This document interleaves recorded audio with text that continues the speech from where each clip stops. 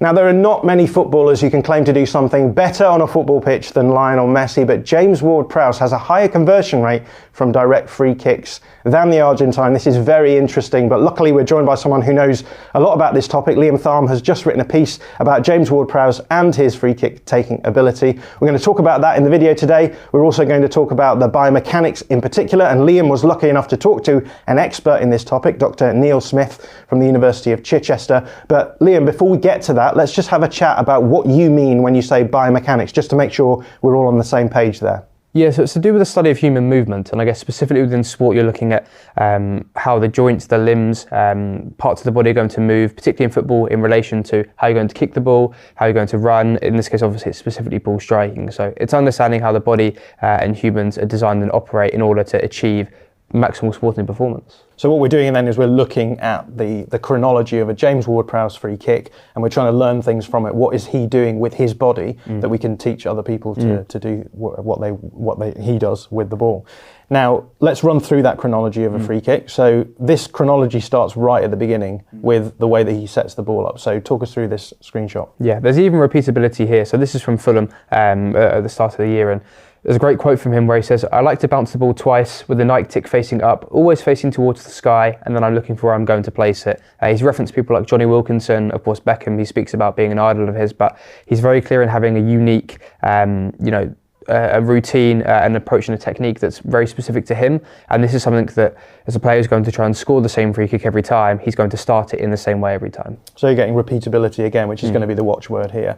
So walk us through the chronology here. So we've got 5 slides just showing you the different moments in a free kick. So this is going from prior to the kick to after the kick and the landing, because all of it, despite what people might initially think, what you do after you've kicked the ball is also really, really important.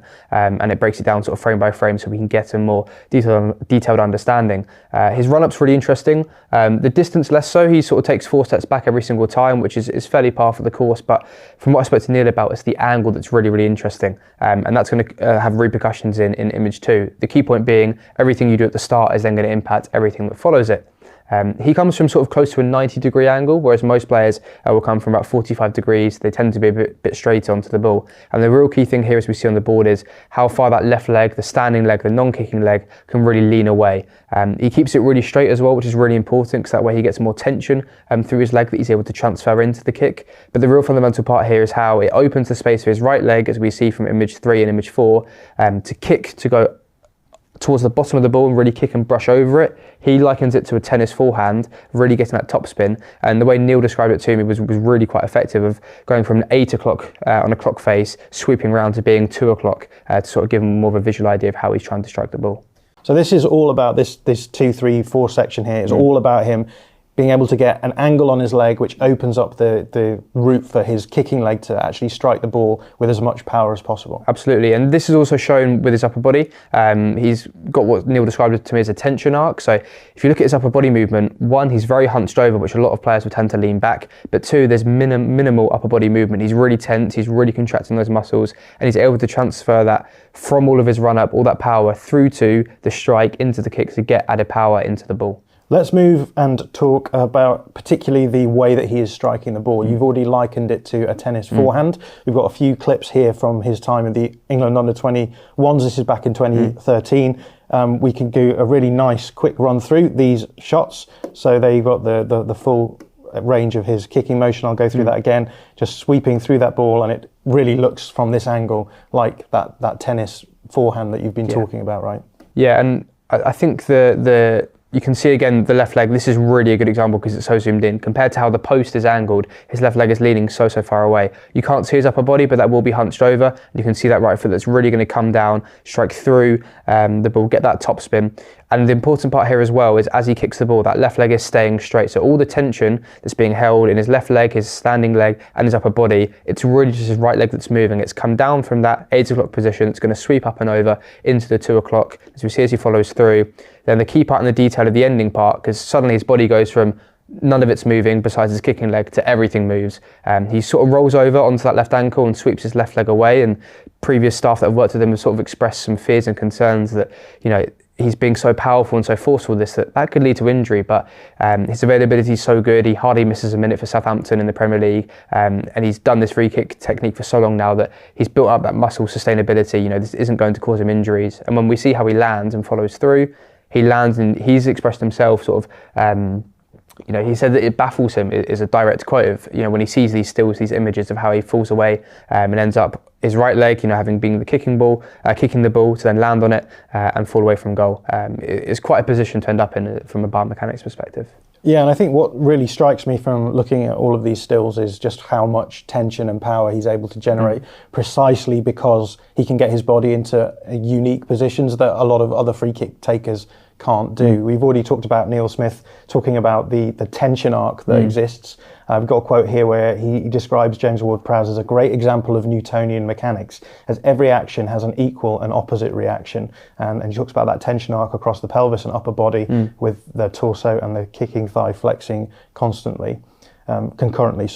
And I think that's what it is for me, is that so much of what James Ward-Prowse is able to do comes down to the fact that he has actually an extreme athleticism that many other footballers can't reenact. He has the ability to be able to lean, particularly on that left leg, as we've said, give himself the best angle to get his foot through quickly. He also has the ability then to hunch over the ball to be able to create that tension, to then transfer it into the ball and then fall away. You can see the amount of energy that is required to get these free kicks so consistent, and the consistency shows up, I think, as accuracy, because he is able to manipulate where it is on the goal that he's hitting the ball. We've got a plot here which shows you the areas that he's hitting from free kicks, and I think that accuracy shows up really nicely. Yeah, it's amazing. He's really precise sort of to this left-hand side. He's able to get the ball just over the wall, just the right amount so it gets over quicker so that the goalkeeper can't see it, and there's actually a slight gap to the top corner. He never quite picks out the very top side. Of course, this is really good. This is a real good super strength, but he's now started to show some more variety to score to the right-hand side. There's a great one at Wolves where he described it as a result of head loss, where he just basically knuckleballed. This is the only example. He knuckleballed one into the top right corner from more than 30 yards because Saints are 3-0 down and he lost his head. But we're going to show another good example now at Fulham where Bernard Leno actually covers the side. So normally the goalkeeper set the wall up to the other side and you want to shoot over the wall, but Leno knows where he likes to score, so goes, okay, try and score on the other side. And Ward-Prowse is smart. He does his research. He looks at opponents. He's openly spoke about this, about looking at where goalkeepers tend to set up their wall. Also, I assume, looking at the height of players in the team. So across that Fulham wall, you've got Tim Ream, Jarpolinia, Alexander Mitrovic and Anthony Robinson, who are all quite tall, well over 6 foot. He picks the spot between Robinson and Harrison Reed, who's run out to try and block it. Harrison Reed is a much smaller player, so he's got the technique, but he's also got the street smarts, I suppose, to know when is the time to vary. So what you're saying is that James Ward-Prowse's biomechanics actually are what allows him to be super consistent in his free kick taking, and presumably this shows up well in his numbers. So could you just talk us through Ward-Prowse's numbers then? Yeah, if we take a look at the table, it shows across sort of the past 5 seasons and then combined, and the big thing that stands out, as you mentioned, is the conversion rate. The average, for what it's worth, is about 6%. Lionel Messi's hitting about 10 or 11%, so he's twice as good. And Ward-Prowse, over his entire Premier League career, isn't quite as high as this 21.7, but over the past 5 seasons, he's really refined stuff. That's incredible. That's like 3.5 times as good. He's been scoring multiple free kick goals every single season, and a big reason for this is because the proportion that he gets on target is so high. I think he's among the top 3 over the past sort of 5 seasons for hitting free kicks on target, and that's good because the more you get it on target, the more likely you are to score. And if you want to read Liam's piece about James Ward-Prowse, head over to theathletic.com/Tifo and you can get a 30-day free trial. If you like this video, please consider subscribing to the channel. The Athletic is home to some of the world's best sports journalists, including journalists dedicated to each Premier League team, so every fan gets the coverage they deserve, not just the big clubs. And you can try it for free now for 30 days. See the link in the description.